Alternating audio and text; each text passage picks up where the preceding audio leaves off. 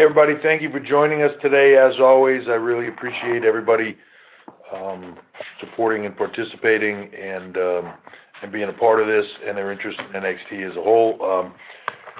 As usual, going into NXT Takeover Toronto, stacked card that I'm very excited about.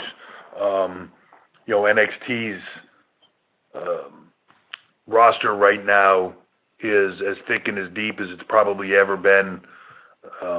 You look at this card and you can see it, but when you look at the shows over the last few weeks and you look at the depth of what is there with all the new faces and the people that were in the breakout tournament and the talent that we have at the PC just getting ready to make their debuts now, it's a very exciting time with the amount of talent we have, and I can't wait to get all of them rolling. There's some of them that have been waiting a while, chomping at the bit, and that to me always makes me excited because that competitive landscape of talent chomping at the bit to show the world who they are makes everybody step up to an even higher level. So this card is stacked as usual.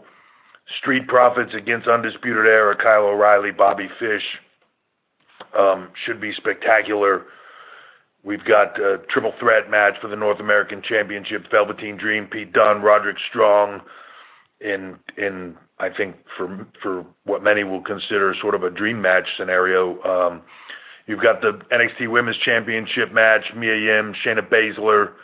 You've got another women's match, which is very much kind of a personal issue between Candice LeRae and Io Shirai, and of course the NXT Championship match going back sort of to where it started, 2 out of 3 falls, Johnny Gargano, Adam Cole for the NXT Championship, with stipulations of a street fight in 1 fall, a wrestling match in the other, and Regal will pick the third if it goes to a 3rd fall. So almost sort of a 3 stages of hell kind of scenario if it takes place. So should be an incredible night. Very excited about it. And Toronto, the Scotiabank Arena is a spectacular building, and the fans of Toronto are some of the loudest anywhere. So this should be an unbelievable night. But I will open it up to calls now from all of you. And again, thank you for the time. Thank you. To ask a question, please press star 1 on your touch-tone telephone. Also, if you are using a speakerphone, please make sure your mute button is turned off to allow your signal to reach our equipment. We ask that you please limit yourself to 1 question and 1 follow-up. Once again, it is star 1 at this time to ask a question.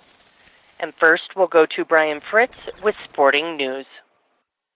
Hey, Paul. Thanks for doing this again. Thank you, Brian. How are you? I'm doing well. You just mentioned the stipulations for the main event between Gargano and Cole, and we know of 2 of them. What was the process like in getting to that point and saying, this is what we want to do for these matches, or for those first 2 falls, and whatever's going to go into the 3rd fall? Was that a difficult process to kind of figure that out and decide what you wanted to do for that match?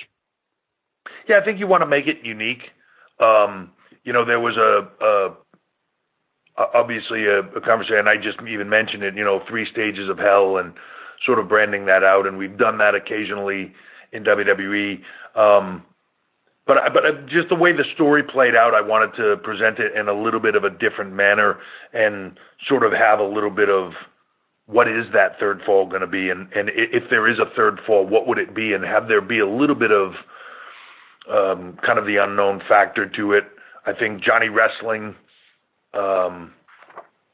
one of the falls being a wrestling match makes sense, and the way it was presented, and then the street fight sort of makes sense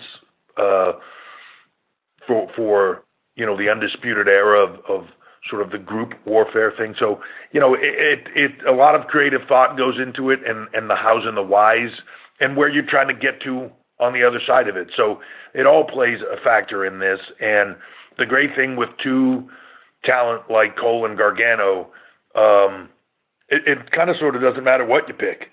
They're going to knock it out of the park, and I think it'll be spectacular. So, 2 of the best in the world. This one, I can't wait to see it. And I have to ask you this question about yourself. So WWE named Paul Heyman and Eric Bischoff as executive directors for Raw and SmackDown. You've obviously been in an executive position with the company for a while. Were you under consideration for either of those positions? Were you interested in either of them? No, look, you have to understand the way it's laid out.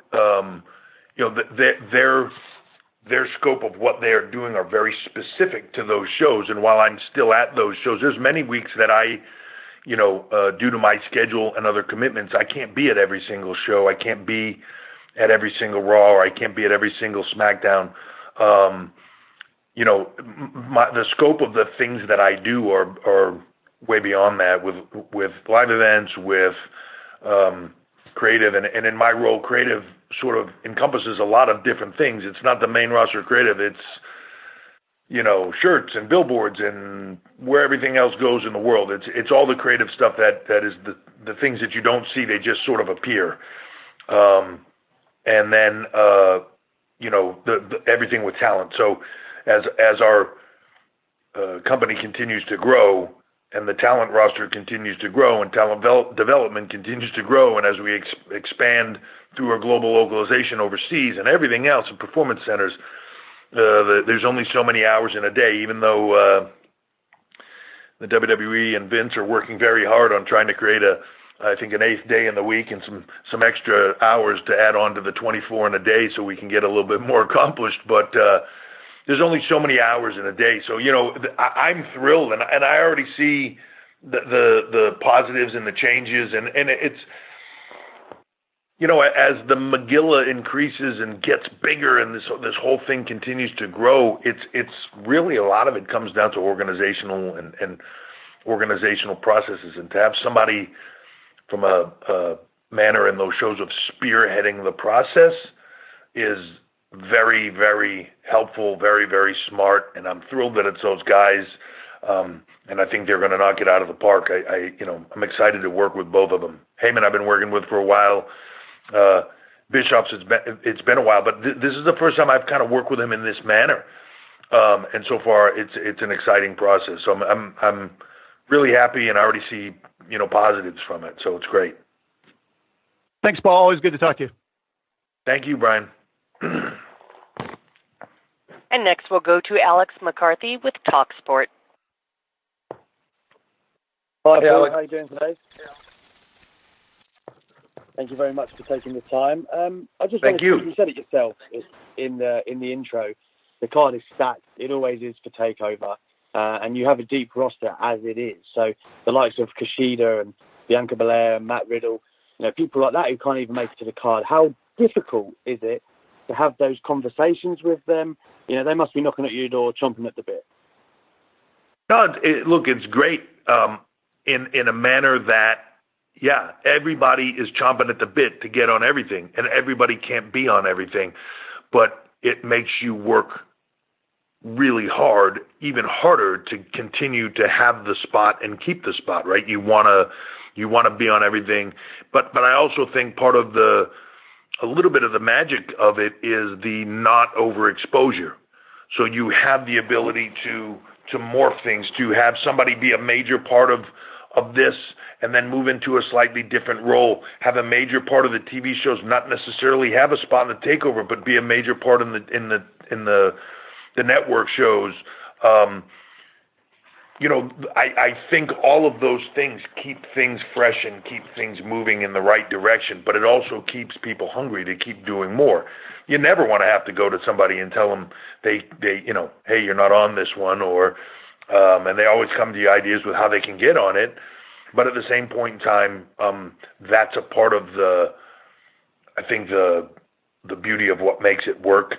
And then even then, it's hard to tell somebody when they go to TV and they're looking at the show and they're like, man, why am I not on this show?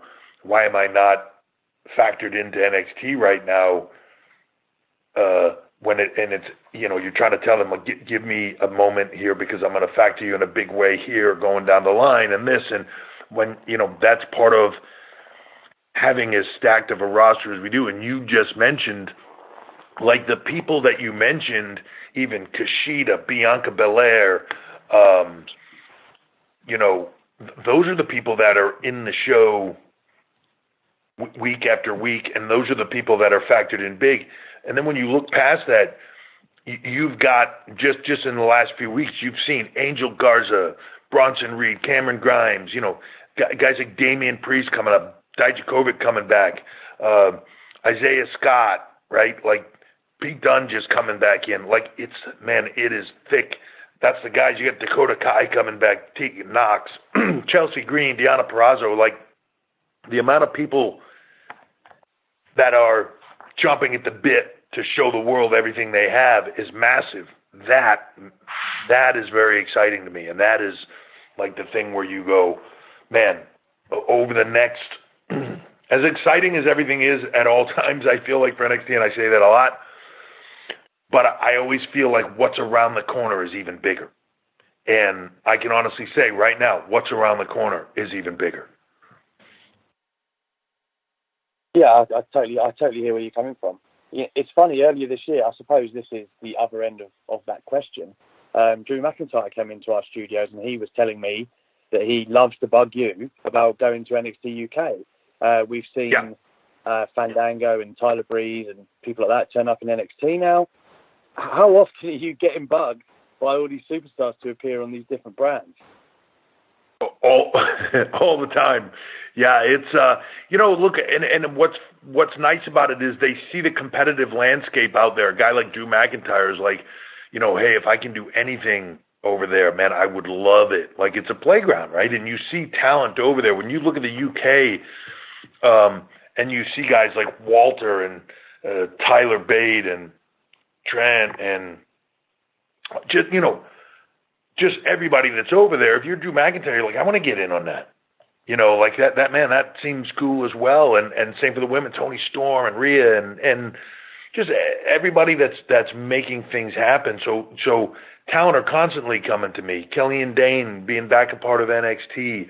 Cesaro's always talking to me about the UK or different stuff. There's and guys are always making offers. And when we do these takeovers, like tell you Saturday night, a lot of the main roster of Raw and SmackDown will be sitting backstage watching it, and the ones that aren't, I'll be getting texts from them all throughout the show. And it's funny, even when we have when they have live events, sometimes I get pictures from guys all the time. They're all sitting in the locker room with an iPad set up watching Takeover, and it's great. The support is great. They're all on the same team, but yet the competitive ability of it just raises the bar for everyone, and I think that's a lot of fun. So it's great to have people want to be a part of things, Well, thank you, Paul. We'll look forward to Saturday, and I'll see you in Cardiff. Yeah, that's something also. We talk about this takeover, but you talk about Cardiff and an exciting show in a brand that right now to me is the NXT UK brand is on fire, and that Cardiff show is going to be white hot. I can't wait to get there. That's one of my favorite buildings too.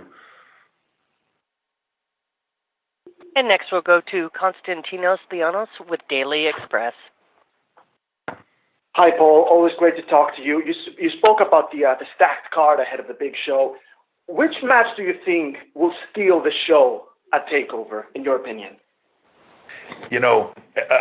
People ask it on these calls a lot about what am I looking forward to the most, or what I think is going to steal the show. It's so hard to predict. Like when you have a personal story like a Candice and Io, and talent like that can absolutely steal it. Street Profits, Kyle and Bobby, Kyle and Bobby are two talent that it's tough to name a takeover that they were on that you didn't make an argument for them maybe having match of the night. Dream, Pete Dunne, Roderick Strong, I can make the same argument about all three of those guys. And when you put that level of talent and character and everything else into a match together, you could make an argument for any one of these to just steal the show. So to me, the beautiful part about these takeovers is just watching it go down and kind of every time you get done a match that you think like, no way anybody's topping that one, somebody comes out next and does it.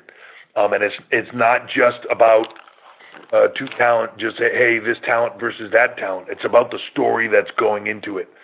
And to me, that's what this is all about. There's deep stuff on every single one of these that are the story. There's character building in each and every one of these. And as NXT continues to grow as a brand, you see us experimenting with different things and evolving and getting out there with, things like Prime Target that we just put out this week, which is a deeper dive into the Cole Gargano storyline and seeing more into the lives of what's going on and getting into that story. Those engage you more with the characters and make you feel for them, for their personalities, for who they are, for the human interest story of what they're doing, not just within the storylines, but as people, as performers, as athletes, and it just engages you further. So, I think it's the combination of the two that really makes this magic. But any of this has because the stories are there for everything, all of it has the ability to steal the show that night. Nobody is set up in a bad way. I see. And NXT Women's Champion Shayna Baszler recently claimed there's still demand for a dream match that has a lot of NXT factor in it, the WWE 4 Horsewomen versus the MMA 4 Horsewomen dream match. How likely are we to see that dream match one day in the near future, would you say? I don't think it's outside of being a reality. I mean, everybody's sort of kind of doing their own thing in the moment, right? Bayley's a champion, Becky's a champion, but at any time, that grouping can get back on the same page. You've got Ronda out taking a personal break right now, but she's been very clear about her passion for WWE and her desire that she still has more to prove. And I think when you take a talent like Shayna that came in sort of just getting started in her WWE journey, when you first saw her in the Mae Young Classic, to see where she's come in a short period of time and how good she is and dominant she is, and how quickly that both Marina and Jessamine have stepped up and become pretty decent performers in their own right. Like, yeah, I would like to see that. And I think when the time is right, you never say never. So to me, when the time is right, I would love to see it. Great. Thank you very much, Paul. Always a pleasure to talk to you. Thank you. And next we'll go to Jason Powell with ProWrestling.net. Hey, good morning, Paul. How are you? Hey, Jason. To follow up on what Brian Fritz asked, are you definitively the heir apparent for the Raw and SmackDown creative leadership role, as we all assume? And if so, is there a plan in place for who would take over your position with NXT? Yeah, I mean, look, there are, in any company of this size and with everything that we do, you have to have succession plans and you have to have next level of where you want to go. I think sometimes people get caught up in just the product that gets put out there. So it's just Raw, it's just SmackDown, it's the heir apparent to this or that or whatever. There is no heir apparent. First of all, anybody that thinks that Vince is stepping away, or he'll probably outlive all of us, knowing that his mom's in her late 90s and still running around, very active. He's got the gene, so he'll probably outlive all of us. But there's succession plans to everything. Those succession plans change on a regular because this company changes on a regular. Look back 5 years; it's a totally different place than it was 5 years ago, even. So, I think there's a lot of factors involved in all of that. Who goes where, how, what happens. But yeah, as you're looking at who takes what and final answers of this and that, it's a constantly evolving thing. But all of us, Vince, myself, Steph, everybody in this company is constantly look at, well, if things shift, who takes whose place and who does what. And that is no different for me and NXT in that whole process. So you're constantly looking for people that can step up and take things off your plate so you can advance to something different as well. Okay, and any update on the status of the Mae Young Classic for 2019? We're in the process of working on some things now and finalizing some stuff, and hopefully we'll have some announcements soon on all of that. It's the bandwidth of sometimes things happening. When you talk about the just around the corner, as we are coming into the middle of August, just around the corner, you're talking about massive shifts to Fox and massive shifts with Raw, with USA, and like all of that, and trying to ramp up for all of it, and how that all works. You've heard it said, I've said it here before, that when one piece shifts, it's like dominoes, right? It moves everything, and that in our business, it's absolutely that way. So when we shift to Fox, it changes everything about SmackDown as a brand and where it goes and how it routes and everything. It shifts Raw a little bit. It moves all the pieces. So there's a lot of prep that happens to that. So a little bit of some stuff got pushed to a little bit later in the year this year in the planning stages, just because of bandwidth of trying to get it all done all in the right period of time. And even if you just look at this month of, Takeover and SummerSlam, all the TV stuff coming out of that at the end of the month, we have the Cardiff show for NXT Takeover UK. Then you're back into more live for another domestic Raw SmackDown pay-per-view. There's a lot of things happening all at once, and then right after that, you're shifting into the Fox and USA shifts, which are epic events in and of themselves. There's so much planning that's going around it. So some of it just got delayed into a little bit later in the year, but there'll be some announcements around Mae Young Classic and everything coming up soon. All right. Good luck with the show. Thank you so much. And next from PW Insider, we'll go to Mike Johnson. Hey, Paul, how are you? Mike, you've fallen down the line here. Yeah, I don't know what happened. Apparently, I got to get on the calls on like Tuesday or something. I wanted to ask about Johnny Gargano. Obviously, he's main eventing this weekend, but he hasn't been working as many live events as he had been, and let's face it, he's a workhorse in the ring. There's been a lot of speculation, and we've gotten a lot of questions about whether he's got some lingering injuries or whether there's something up there. So I wanted to ask if maybe he'd been pulled as a premeditated decision to make sure he's healthy for Takeover. Where does he stand, and in terms of medical status? He's fine. Without me getting into medical details of people, because I can't. There was a little lingering thing that it's one of those funny things that in the athletic world you go like, this is sort of nothing, right? And even for him, it's like having to pull the reins on a horse because he's got like a stone in his hoof. But like if you don't and go stop him and pick the rock out, like it becomes a big issue, right? So this is just one of those little things that I was like, look, let's just take you off of some stuff, even though you're fine, because I don't want this to become something more than it is. And it's cleared up, and he's totally fine. So it's just one of those little things that you don't want to take the risk of becoming something more than it is.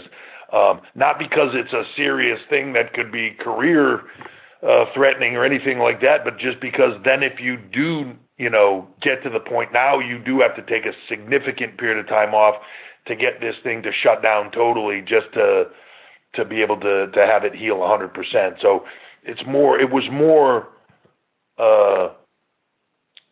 precautionary than it was anything else. But I would rather take that precaution now than have it become something more down the line. All right. And then I just wanted to ask about the Evolve 10th anniversary show and what the feedback internally was to that. Were you happy with that experiment? And how often would you like to open the doors to see Evolve, Progress, etc.? Some of these affiliated companies have material broadcast live on the network. And how do events like that change planning for Takeover? Well, just to answer the last question first, it doesn't change planning for Takeover. Obviously, these things are planned well in advance and a long time coming. The 10th anniversary show was built for a long period of time. The plan to put it on the network was built for a long period of time, and the experimentation with it as we've moved into, as you see the new sort of rollout of the kind of some of the network stuff and plans for the network going down the line. Evolve shows, different shows, a lot of brands that we have alliances with and everything else will factor into the network in a big way. The Evolve show was spectacular. I thought it was great. Obviously a huge deal for a bunch of young talent that are trying to make a name for themselves and step up to that next level. And it's really sort of a proving ground of like, hey, if you want to be a WWE superstar, if you want to make it in the business, Evolve is a place that you should be trying to get to.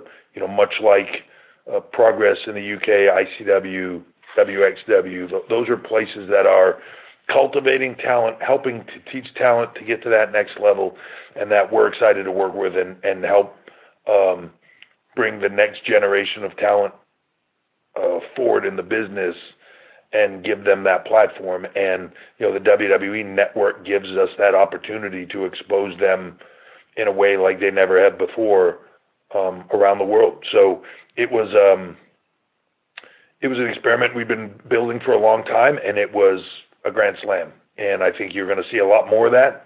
I think Gabe and Sal have a lot to be proud of in the brand that they've built there, and I'm excited that they've kind of put something together there that really can showcase these young guys at a level, young guys and girls at a level where they're really trying to break into the business and really make a name for themselves and get rolling, and then progress to NXT and to the WWE and everything else that goes along with it. So those are exciting next steps in this whole progression to me. And as you see this move around the world in different markets, you're going to see a lot more of that as time comes. The WWE network will be kind of the one-stop shop for everything that you could ever need or want, I think, in the industry. All right. Thank you for the time. Thank you. And next we'll go to Dave Meltzer with Wrestling Observer. How you doing, Paul? Hey, Dave. So you've been talking cryptically about how things are about to change, and obviously there's been a lot of talk about television changing with NXT come the fall or later. I don't know the date, but are you, in theory, is there a chance of 2 NXT television shows a week, or are you looking at one, or can you even talk about what may be happening? Well, with at the risk of sounding cryptic, there's always planning. It's funny when you say 2 NXT television shows. It's funny in my mind. I immediately whether there are 2 NXT television shows: NXT UK, NXT. Well, right. Yeah, but yeah, there's always a changing landscape. There's always the internal discussion here of where content goes is a constant, right? We look at this kind of wheel of options of distribution that we have across all platforms, whether that be television or platforms like that, like being a part of that world, and whether that be a Facebook or something like that, or USA or Fox. Then there's our digital presence, which as you know, right, like 1 billion social media followers, #1 channel on YouTube for sports, I think #2 overall right now in the world for anything on YouTube.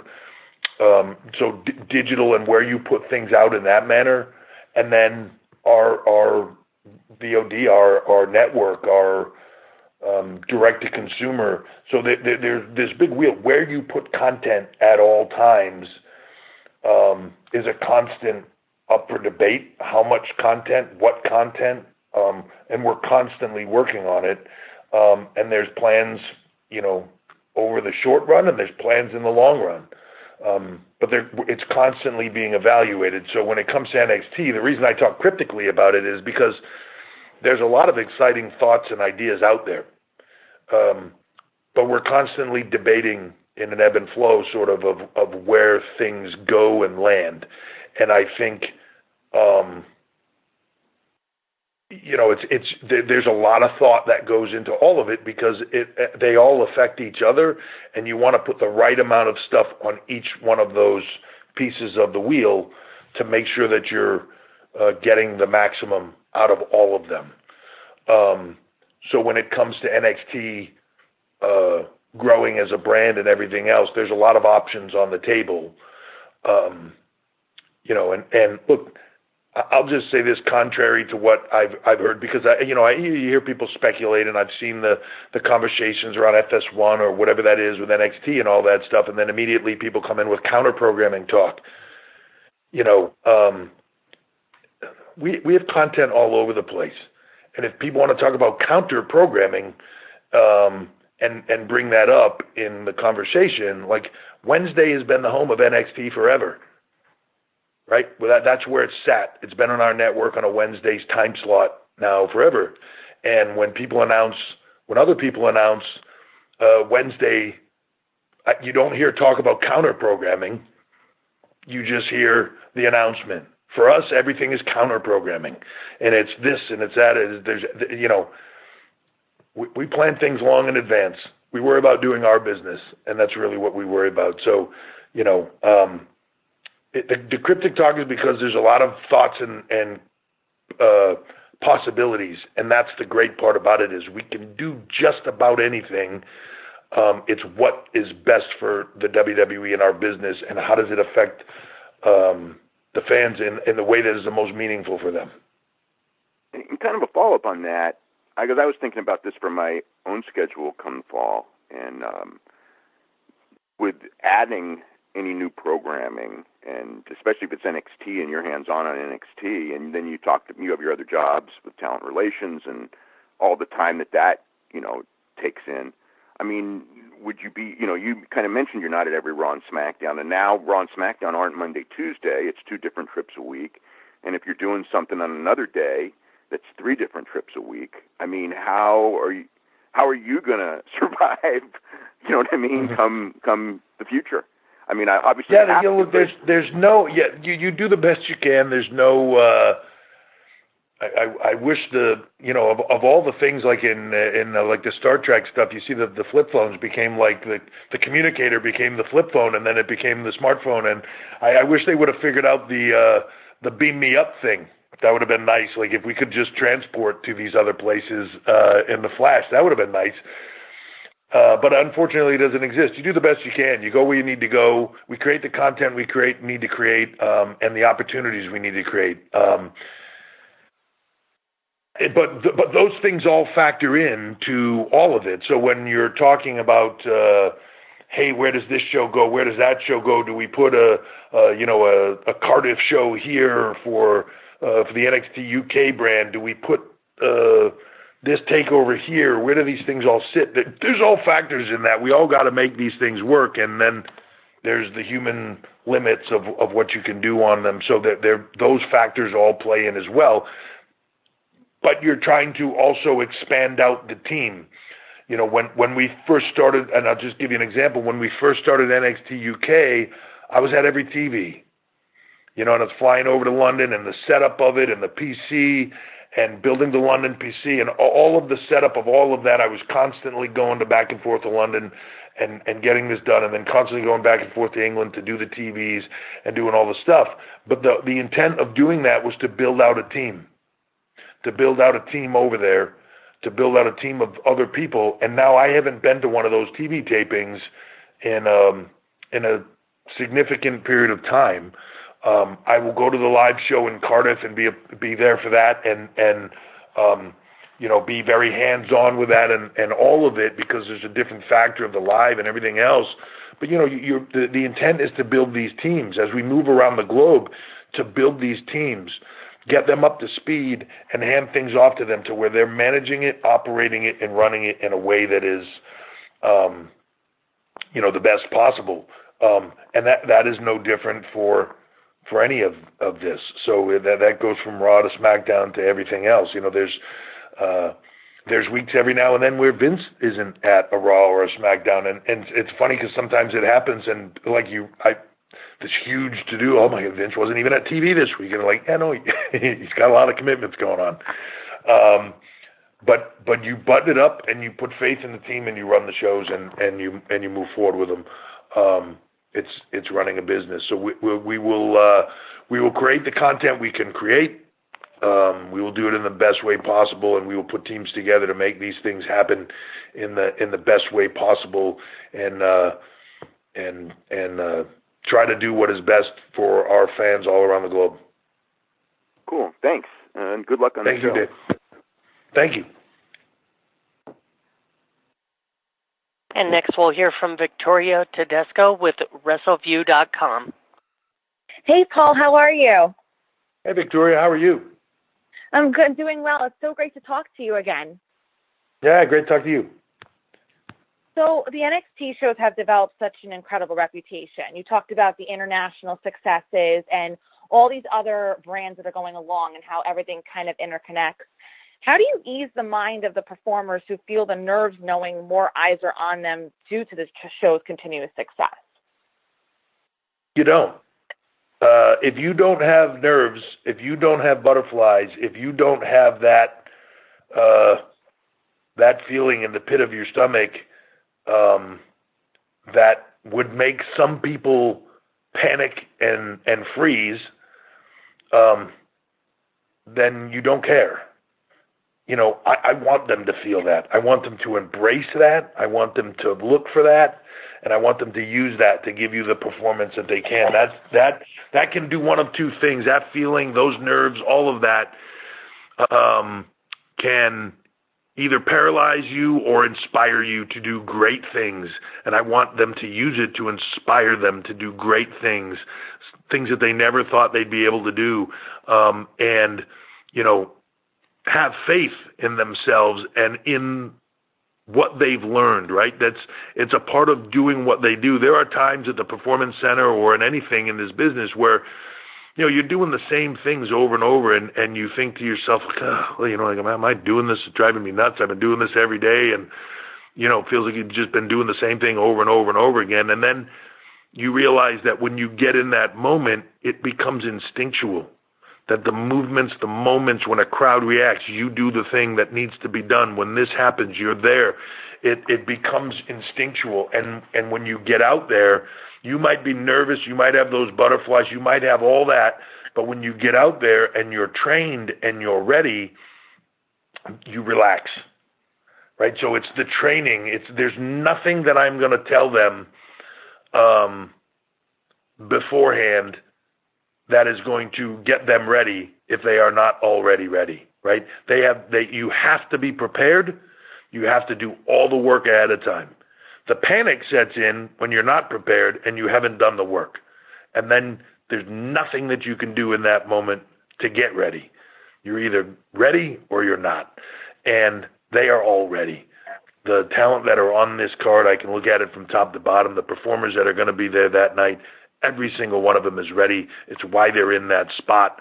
And I know that they're going to knock it out of the park. They need to have that nervousness and that excitement, but have the faith in themselves and the trust in themselves to know that they are about to do great things because they have trained for it and they are ready. So, and I agree with you. I think that you honestly have prepared them very well for every single show. So on that note, and to follow up, you mentioned before about Fox Sports and, the USA Network and all these different changes that are coming up. So if NXT is consistently on Fox, or if at all, how you talked about the administration side of it, like how you are all preparing on your end, but how do you prepare the talent for that? Or is it similar to what you mentioned before about if you're ready, you're ready? So with consistent TV. Yeah. Yeah, I mean, a little bit of it is if you're ready, you're ready. And that goes for, it honestly sort of doesn't matter. You know, it's a funny thing that people say, like, well, this show's live, that show's not live. Yeah, but if you're counting on the show not being live, it's I always think of it to myself like the high wire guy, where they say, you know, like if you're walking on a high wire, if you have a net, you're going to fall. Because right. because you know the net is there and you can rely on it. If there's no net, you're not going to fall because you can't. And I think that's really the only difference with live TV. Sometimes it used to drive me nuts back when I was a performer that when SmackDown was a taped show, it used to drive me crazy that I would get there and I would feel like the energy was different from the talent and that they weren't as jazzed up for the show, and they would kind of go out there and be like, yeah, but if we screwed up, we'll just do it again, and they'll edit it out or whatever. And like I would be like, guys, there's 10,000 people here or whatever. There's no second chance on this thing, and it's all live. So I think we've trained these talent that no matter what the opportunity is, and I think you see that at these takeovers. These takeovers are live. The NXT shows are taped right now, but when you see them perform at either level, it's the same, right? So we have them prepared, whether it's live, whether it's taped, whether there's a lot of people or a few people, right? It's the same, and the training is there. So the confidence and the ability to do what they do at all times, that's what the Performance Center is there for. That's what their training is there for. That's why they have coaches like Sarah Amato and Shawn Michaels and Matt Bloom and all these people that are there teaching them what they've learned over 25-year careers or whatever that is, handing it down. It's all about being prepared. Paul, thank you so much for talking to Wrestle of You, and good luck on Saturday. I'm really looking forward to the show. Thank you, Victoria. Hope I see you there. Paul, and next from Wrestling Inc., we'll go to Raj Giri. Hi, Paul. First off, hi, how's it going? I'm good, man. How are you? Good. First off, happy belated 50th birthday. Thanks. All right. I wanted to ask you about Simone Johnson training at the WWE Performance Center recently, and have you had a chance to watch her train at all? And what's it like seeing the daughter of one of your greatest in-ring rivals training to possibly enter the business? Yeah, look, all I'll say about Simone is because it's obviously Rock's daughter, and if you get the opportunity to ask him about his daughter, you can ask him. But I will just say this, that Simone shares her father, her mom's, her grandmother, her entire family's passion for what we do. Incredibly so. And she also shares her family's incredible work ethic, much like they do. You hear her dad talk a lot of times about be the hardest worker in the room and all that. She shares that same work ethic. That nut didn't fall too far from the tree, let me tell you. So it's awesome to see, it's awesome to see that next generation comes in. It's funny you mentioned my birthday and that in the same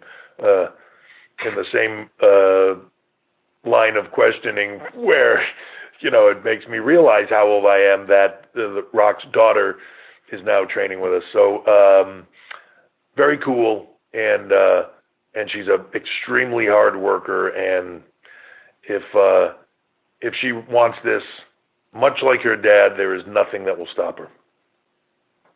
Great, thanks. And kind of related to that, Sami Zayn had noted a few weeks ago that The Rock was at the WWE Performance Center. Is there anything any details you could provide on that? Yeah, he was at the Performance Center. You just asked the question. His daughter's there, so on a fairly regular basis, So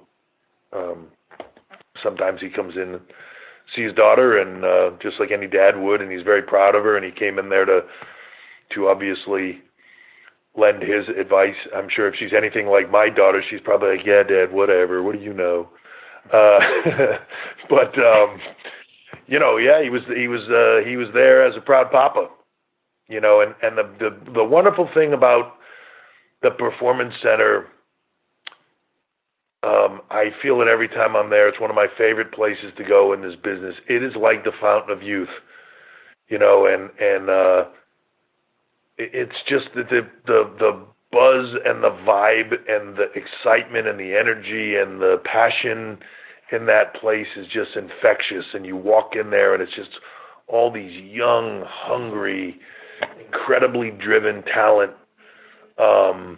just grinding away. And man, it's hard not to be inspired when you're there. It's hard not to walk out of there just like invigorated. And I leave there wanting to go to work for all these kids and just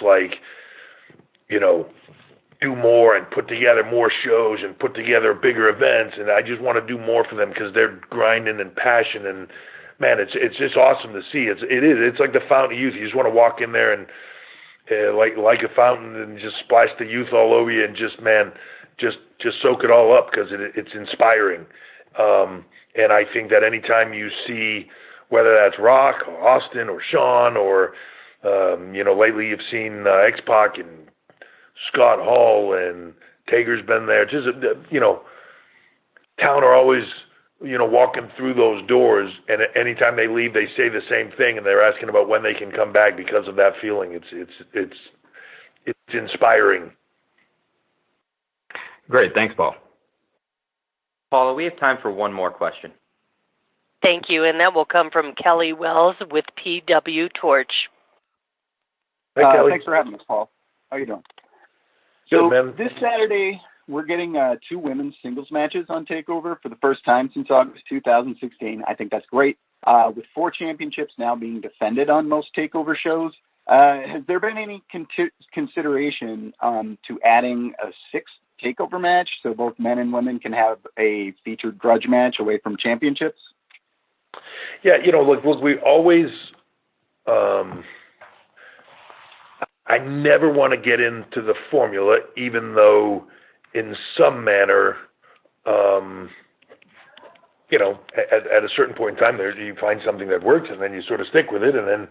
But the one thing you don't want to make is a formula, right? So I don't want to say there's a formula. Every single show we do, as we're building the show and building out what the cards are going to be, we look at the content, we look at the ebb and flow of the stories and what's there, what makes the most sense, what are the biggest stories, and then what is the overall feel of that show. I never want to add something in just to say, hey, let's just add in another match right here, and then the show will be longer, and then this one doesn't really fit, but let's add it in because it makes more quality, or whatever that is.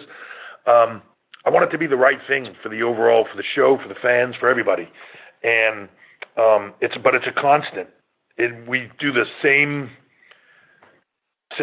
sort of assessment process of the shows every single time we put one of these together. It's not just how many matches, okay, so here's the matches and here's the slots they fill and doing it. So we do all of it. I love the fact that the Candice Io story is hot and ready to go. I love the fact that Shane and Mia is hot, ready to go, and I love that we can fit more in when we do stuff like this, but not at the detriment of the show. And, hopefully over time, the opportunity will increase where we can do more things on a regular basis and have the opportunity to run and expose more talent in bigger ways and give them the opportunities to be a part of these as well. Without making the shows longer, if we have to do more or whatever that is, great. Without making them longer or, harder to get through, it's got to be right all the way around. Right. Yeah, that's great. Kind of in that vein of the women, it certainly seems like a lot more thought has been given to strengthening the women's side of the roster, seemingly deepening again the emergence of Mia Yim, the return of Dakota Kai. You got Deanna and Tegan. Is there any chance maybe in 3 months' time we could see, for instance, horsewomen in EO against their various enemies in a War Games match? Again, everything is possible. There's nothing that I would put out, right now that I would say that, oh my God, that'll never happen. Like if the right thing is there and surfaces, I'd absolutely be willing to look at it and do it. And yeah, I'm open to any of that. All right. Thanks a lot, Paul. Okay. Thank you very much. So we're done. So thank you all for participating in this and being here. Hopefully, I'll see a bunch of you in Toronto. Look forward to seeing you at the show, and then look forward to talking to you afterwards, and hopefully talking about how wonderful the event was again. And also look forward to speaking to you again before the UK Cardiff show. And hopefully some of you will make that trip as well and be out there for that, because I think that event is going to be much like the other UK events and much like the Takeover, is just a spectacular event that takes that UK brand to a whole nother level as well, and continues to build that, as I've said, brick by brick, and continue that journey. So exciting time, lots of things right around the corner. Yes, Dave, you can take that cryptically, and I will talk to you all soon. Thank you very much.